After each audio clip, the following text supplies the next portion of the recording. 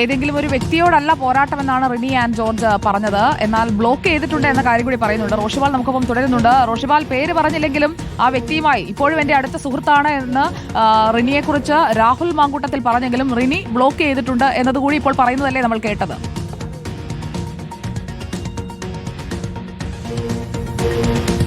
സുജയ പാർവതി, അങ്ങനെയാണ് ഒരുപക്ഷെ റിനിയുടെ ഈ നിർണായകമായ ധൈര്യത്തോടെ ധൈര്യസമേതം പൊതുബന്ധത്തിലേക്ക് കാര്യങ്ങൾ തുറന്നു പറഞ്ഞതാണ് ഇങ്ങനെ ഒരു പൊട്ടിത്തെറിക്ക് വഴിയൊരുക്കിയത്.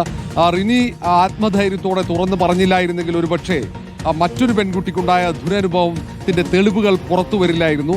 ആ കുട്ടി പറഞ്ഞതിന് പിന്നാലെയാണ് ഗർഭചിത്രത്തിന് ശക്തമായ സമ്മർദ്ദം ചെലുത്തിയെന്ന് രാഹുൽ മാങ്കൂട്ടത്തിലെ ശബ്ദമടക്കം പുറത്തു വന്നത്.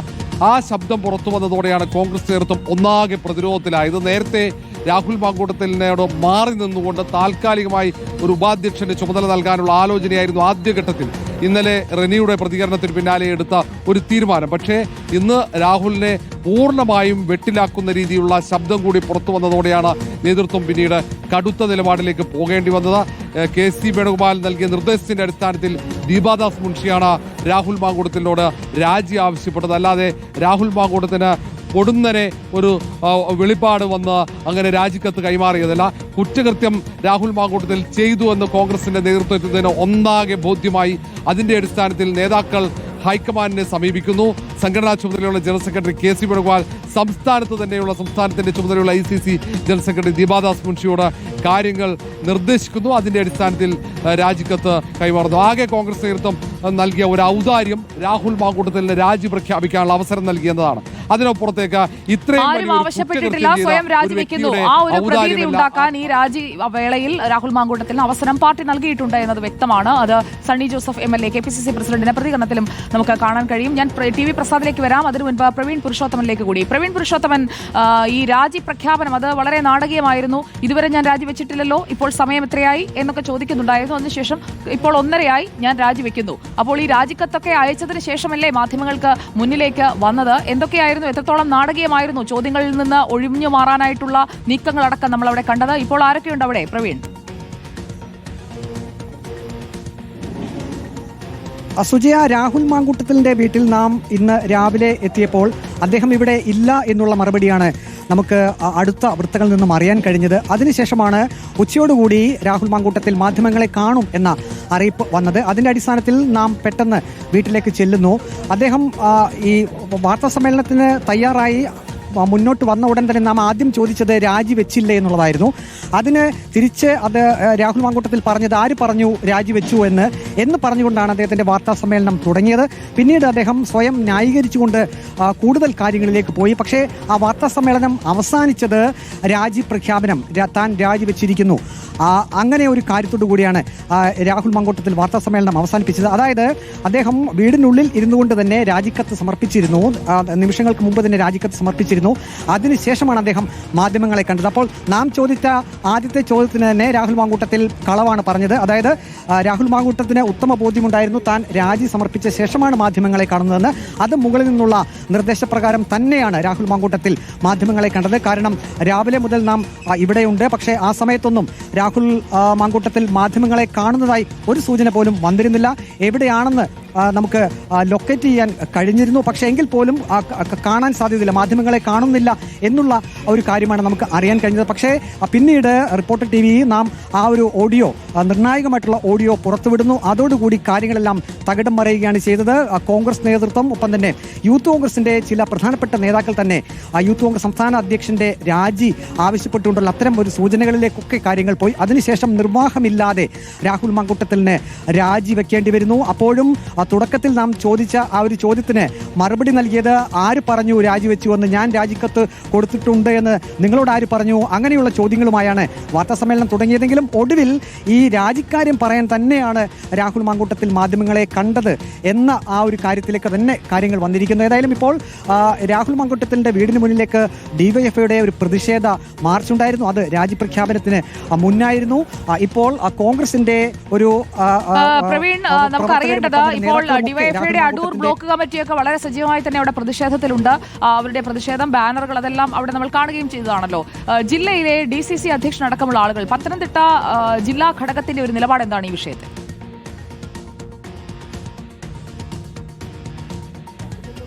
സുജിയ, DCC പ്രസിഡന്റിന്റെ സ്ഥാനത്തുനിന്നോ അല്ലെങ്കിൽ മറ്റ് നേതാക്കളുടെ ഭാഗത്തു നിന്നോ ഒരു ഔദ്യോഗിക പ്രതികരണം ഇക്കാര്യത്തിൽ വന്നിട്ടില്ല. ഇനിയിപ്പോൾ രാഹുൽ മാങ്കൂട്ടത്തിലിന്റെ ആ ഒരു യൂത്ത് കോൺഗ്രസ് സംസ്ഥാന അധ്യക്ഷ സ്ഥാനം രാജിവെച്ചതിന് ശേഷം ഏതായാലും DCC നിലപാട് വ്യക്തമാക്കും എന്നാണ് നമുക്കറിയാൻ അവിടെ തന്നെ തുടരുക പ്രവീൺ. ഞാനൊന്ന് TV പ്രസാദിലേക്ക് പോവുകയാണ്. TV പ്രസാദ്, ശബ്ദ സന്ദേശം ആർക്കും ചമയ്ക്കാം എന്നൊക്കെ പറഞ്ഞുകൊണ്ട് ഗർഭഛിദ്രത്തിന് മുമ്പുള്ള ആ സംഭാഷണം, അതായത് ആ പെൺകുട്ടിയുമായി നടത്തുന്ന സംഭാഷണം, അത് രാഹുലിന്റെ ശബ്ദമല്ല എന്ന് രാഹുൽ പറയുന്നില്ല. അതേക്കുറിച്ചുള്ള ചോദ്യത്തിൽ നിന്നൊക്കെ വളരെ മിടുക്കനായി ഒഴിഞ്ഞു മാറാൻ ശ്രമിക്കുന്നു. നിങ്ങൾക്ക് ചോദിക്കാനുള്ളതല്ല, എനിക്ക് പറയാനുള്ളതാണ് നിങ്ങൾ കേൾക്കേണ്ടത്, ഞാനല്ലേ വാർത്താ സമ്മേളനം വിളിച്ചത് എന്നൊക്കെ പറഞ്ഞുള്ള തൊടുന്യായങ്ങൾ പറഞ്ഞ് തടി തപ്പുന്ന രാഹുലിനെ കൂടി നമ്മൾ കണ്ടില്ലേ ഈ വാർത്താ സമ്മേളനത്തിൽ. അങ്ങനെ തന്നെയാണ് സുജിയ. മാധ്യമങ്ങളുടെ ചോദ്യങ്ങൾക്ക് പൂർണ്ണമായും മറുപടി നൽകാതെയുമാണ് രാഹുൽ മാങ്കൂട്ടത്തിൽ മടങ്ങിയത് എന്നതാണ്.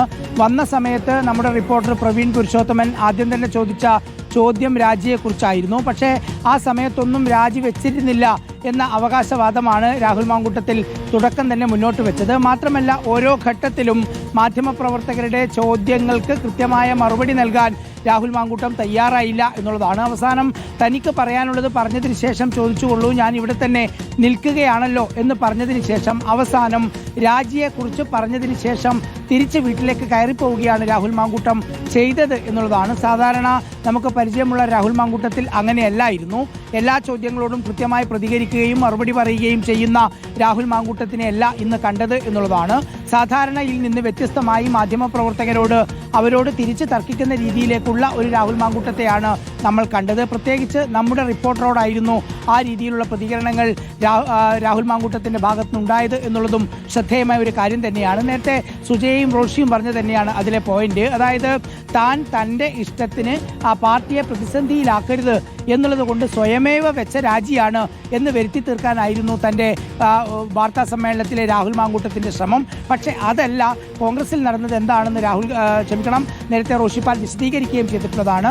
AICC നേതൃത്വത്തിൻ്റെ കൃത്യമായ നിർദ്ദേശം, ആ നിർദ്ദേശത്തിൻ്റെ അടിസ്ഥാനത്തിലാണ് രാഹുൽ മാങ്കൂട്ടത്തിന് രാജിവെക്കേണ്ടി വന്നത്. മാത്രമല്ല, നിയമപരമായ ഒരു നടപടികളിലേക്കും കടന്നില്ല, ഒരു കേസും തനിക്കെതിരെ ഇല്ല, ഒരു പരാതിയുമില്ല. അതുകൊണ്ട് തന്നെ സാധാരണഗതിയിൽ രാജിവെക്കേണ്ട സാഹചര്യമില്ല എന്ന് പറഞ്ഞു വെക്കുകയാണ് രാഹുൽ മാങ്കൂട്ടത്തിൽ. ഒപ്പം വി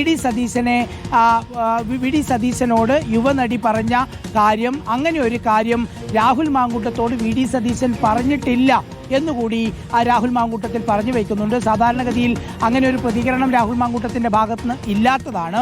എന്തുകൊണ്ടാണ് വി.ഡി. സതീശനെ പോലും പ്രതിസന്ധിയിലാക്കുന്ന നിലയിലുള്ള ഒരു പ്രതികരണം അക്കാര്യത്തിൽ ഉണ്ടായത് എന്നുള്ളതാണ് മനസ്സിലാക്കാത്തത്. സ്വാഭാവികമായി ആ യുവനടി വി.ഡി. സതീശനോട് പറഞ്ഞു എന്ന കാര്യം വി.ഡി. സതീശനും സമ്മതിക്കുന്നുണ്ട്.